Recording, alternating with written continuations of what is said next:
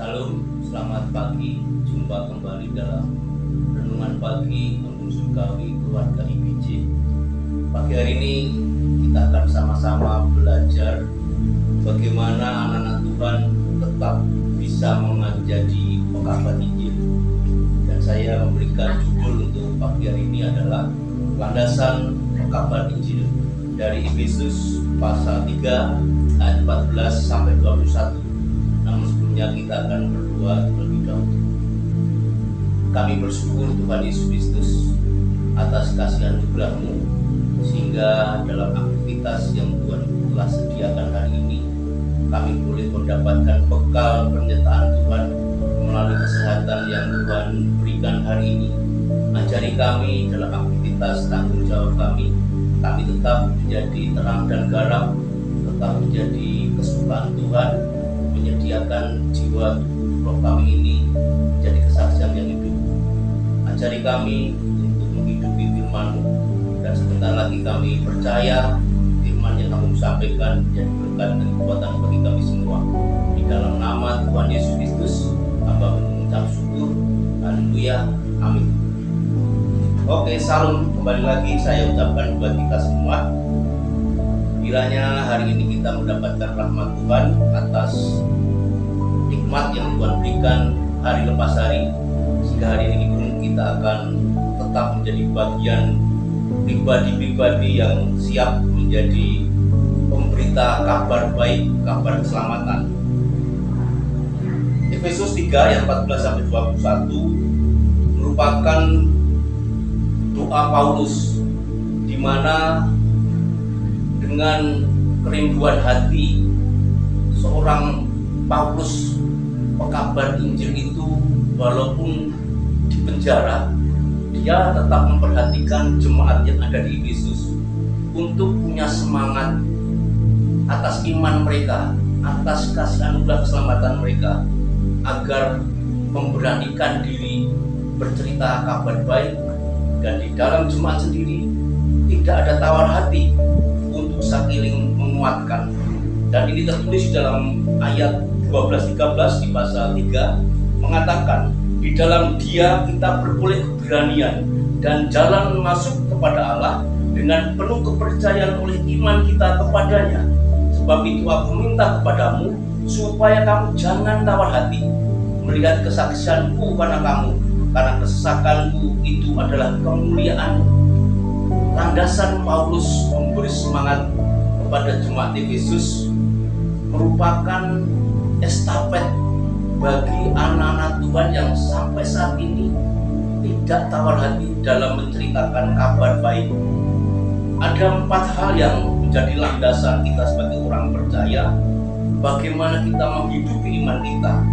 Di dalam ayat 16 pasal 3 di Efesus, jemaat atau orang percaya dikuatkan oleh pemahaman iman melalui keteladanan Paulus, yang mana Paulus sudah mengerjakan bagiannya. Dia memberikan penekanan dalam hidupnya agar kita umat percaya terus melakukan relasi dengan Yesus Kristus melalui Roh Kudus. Tahapan dan landasan itulah yang ingin dibagikan bagi jemaat Efesus, yang walaupun dalam situasi sedang berkonflik, Paulus dengan perhatiannya, dengan responnya ingin membangun jemaat tersebut agar punya relasi dengan Yesus Kristus terus, dan penyertaan Roh Kudus memampukan mereka.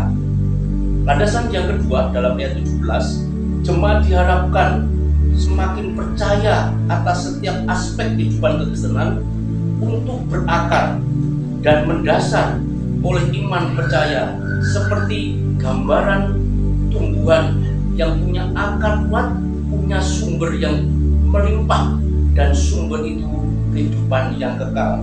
Bahkan digambarkan seperti bangunan yang harus mendasar kokoh, punya fondasi yang kokoh.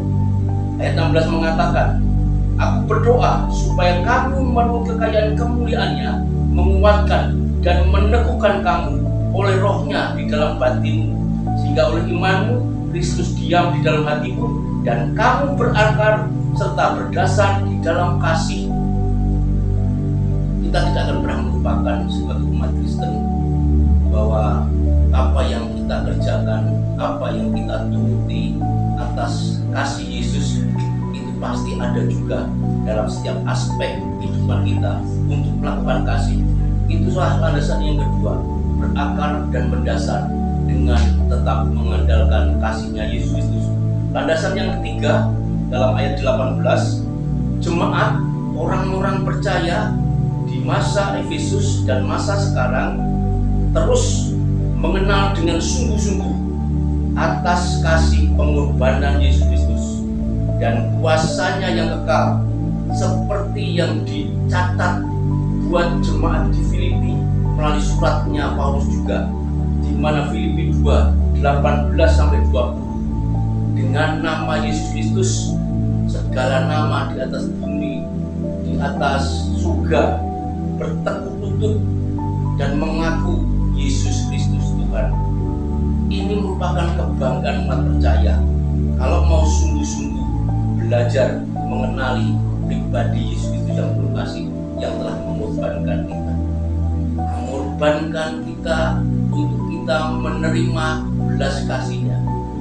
Mengorbankan kita menuju kegiatan, aktivitas, pengabdian kita, agar kita pun bisa bercerita kepada orang lain.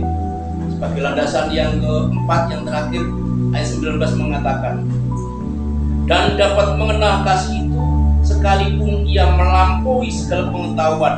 Aku berdoa supaya kamu dipenuhi di dalam seluruh kepenuhan Allah.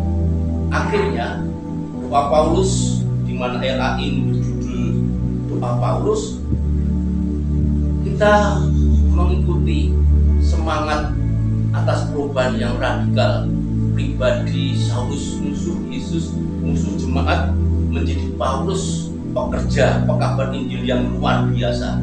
Dan dengan pengalaman-pengalaman keimanan yang dasar tersebut, membagikan jemaat umat percaya agar penuh dan kepenuhan Allah atas limpah berkat kasih anugerahnya. Dan Yesus Kristus yang penuh belas kasihan itu memberikan banyak-banyak berkat, sehingga ketika dia naik ke surga pun dia mengutus sang penolong untuk memberikan penyertaannya, menghidupi atas pilihan-pilihan yang ditetapkan dari Yesus Kristus bagi orang percaya. Itulah yang menjadi kekuatan dan landasan bagi umat Kristen yang mana sampai sekarang tetap harus bisa mengerjakan pekabaran Injil, walaupun dalam situasi yang tidak menentukan, walaupun situasi yang tidak bisa, dalam kondisi yang terjepit, kita tidak tawar hati, karena kita yakin Tuhan yang kita sembah adalah Tuhan yang sempurna. Karena Matius 5:48 mengatakan, haruslah kita sempurna sama seperti Bapa yang di surga sempurna. Sekarang waktunya kita merefleksikan sepanjang keimanan sebagai pengikut Yesus Kristus. Masihkah kita berkutat dalam doa kita, permohonan kita untuk kita mendikte Tuhan? Karena kita sering memerintah Tuhan, kita lupa ada tugas bagaimana kabar Injil itu harus sampai ke pelosok-pelosok, bahkan di lingkungan kita yang terkadang banyak orang belum mengenal Yesus Kristus. Waktunya kita akan mengerjakan bagian itu agar semua orang percaya mengakui Yesus Kristus selamat. Dan melalui ayat 21 dikatakan, bagi dialah kemuliaan di dalam jemaat dan di dalam Kristus Yesus turun-temurun sampai selama-lamanya. Kehormatan, kemuliaan bagi Yesus Kristus, jemaat Kristus akan terus disertai selama-lamanya. Tuhan Yesus memberkati. Immanuel.